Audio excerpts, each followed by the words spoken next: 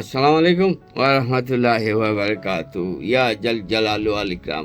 আমি যদি মুসলমান দাবি করি, প্রথমে আমাকে হালাল খেতে হবে, হালাল রুজি খেতে হবে, আমাকে সলাৎ পড়তে হবে। আমি আমি কারো হক মেরে খাবো না, হ্যাঁ। আর আমি ভালো ভালো কাজ করব, আমি কারো কষ্ট দিব না, হ্যাঁ।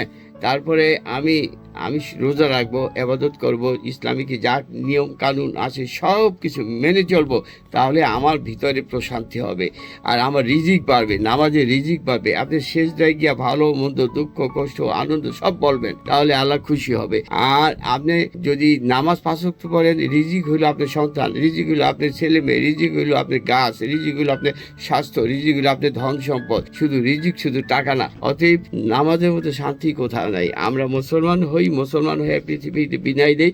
আমাদের নির্ধারিত সেই জান্নাত আমরা কি নসিব হোক। আপনারা ভালো থাকুন, সুস্থ থাকুন।